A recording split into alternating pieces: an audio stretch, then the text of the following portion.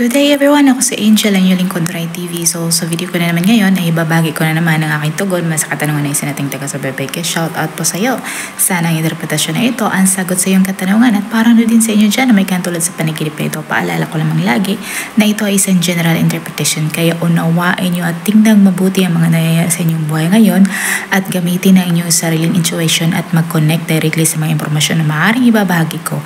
At para labis nyo maintindihan ang ibig sabihin ng inyong panaginip ay panoorin ang video na ito hanggang sa matapos at kung ito ay nag-resonate bawat isa sa inyo, please leave us a comment at huwag natin kalimutang mag-like, mag-subscribe at i-hit na din ang notification bell para maging updated kayo lagi sa mga hindi pa nagpo-follow sa aking Facebook page. I-follow nyo na po Rai TV at i-share nyo na din. Maraming salamat. Ang upos na sigarilyo sa panaginip ay isang warning dream. In general, ang pagkakita mo nito sa iyong panaginip indicates ng isang masamang kaibigan. Isa din sa kahulugan ng panaginip is that maaaring gagawa ka ng isang maling desisyon sa negosyo.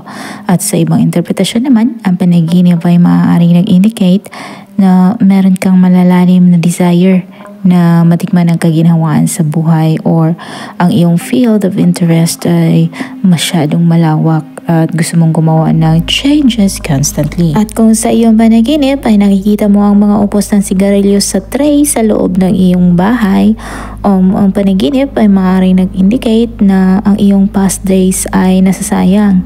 And at the same time, ito din ay sign na you only have today's inefficiency at malungkot ka. At ang panaginip na ito indicates na dapat kang dumistansya mula sa mga tao na mayroong mga bad habits. Ang pagkakaroon mo naman ng panaginip na kinukolekta mo yung mga upos ng sigarilyo ay maaaring nag-indicate na makakarinig ka ng mga bad words.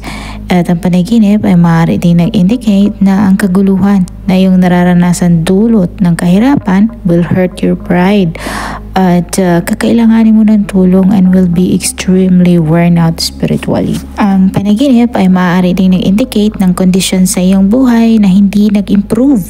Ang mga paghihirap ay maaaring magpapatuloy pa din sa ngayon at wala kang magagawa sa panahon na ito maliban na lamang sa pagiging patient at magdasal palagi. Sana nagustuhan nyo ang dream interpretation na ibinahagi ko sa inyo ngayon at makibahagi na din sa inyong mga opinion at katanungan sa pamagitan ng pagkomento sa baba. At kung ikaw ay bago pa lang sa akin channel ay huwag kalimutang mag-like, mag-subscribe at i-hit na din ang notification bell para maging updated kayo lagi sa mga hindi pa nakapag-follow sa aking Facebook page. I-follow nyo na po Rai TV at i-share nyo na din.